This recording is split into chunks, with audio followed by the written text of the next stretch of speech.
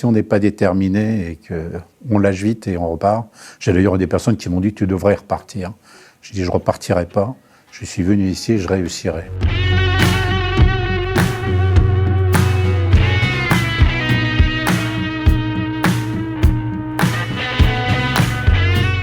Je m'appelle William Elia, mon origine est du pays de France. Et puis aujourd'hui, je suis dans un pays qui était le pays de mes rêves.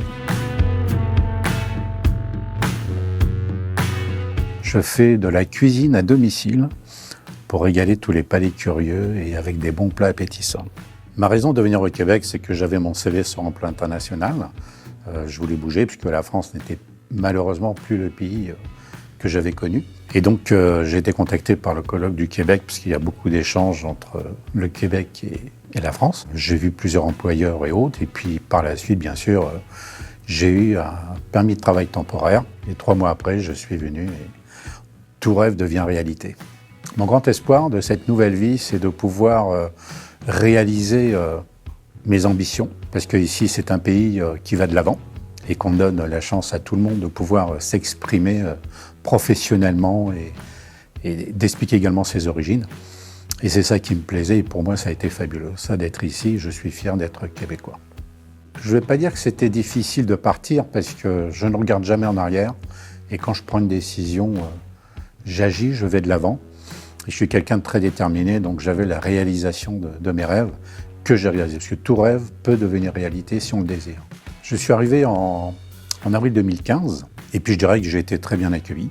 C'est vrai qu'il y a eu des associations qui étaient là pour recevoir les travailleurs qualifiés. J'ai reçu un très bon accueil et je dirais que j'ai beaucoup eu de contact avec des familles québécoises qui m'ont reçu vraiment comme leur propre fils et ça, j'ai considérablement apprécié.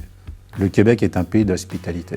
Mon grand défi, c'était de réaliser tout ce cursus d'immigration. C'est très laborieux et que si on n'est pas déterminé et qu'on lâche vite et on repart, j'ai d'ailleurs des personnes qui m'ont dit « tu devrais repartir ».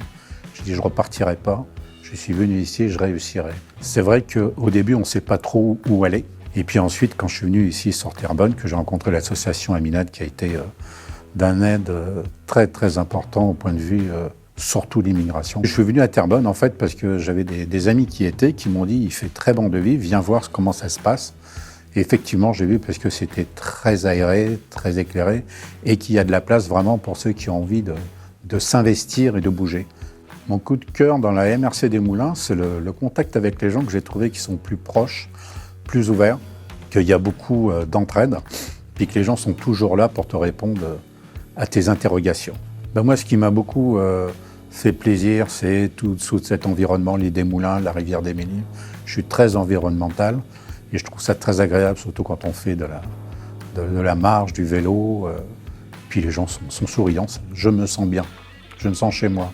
Je dirais qu'aujourd'hui, moi, ce qui m'a motivé, c'est de se dire qu'on ne se pose pas de questions, il faut être ambitieux, il faut aller de l'avant.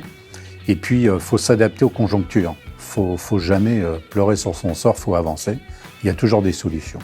Et donc, comme j'aime la cuisine, j'aime la restauration, je me suis dit, tiens, il y avait de la demande et j'ai dit je vais faire de la chef de cuisine à domicile. Et je trouve que quand on aime la cuisine, on aime la vie, on aime bien manger et puis faire de bonnes choses. On veut faire participer ça aux autres personnes dans l'art culinaire et la connaissance des boissons et la connaissance des plats. J'ai réussi mon objectif à ce jour, de ne pas lâcher, je dirais, tout ce statut d'immigration, parce que si on écoute tout le monde, faut tout lâcher, faut compter sur les autres. Non, faut compter que sur soi-même ici.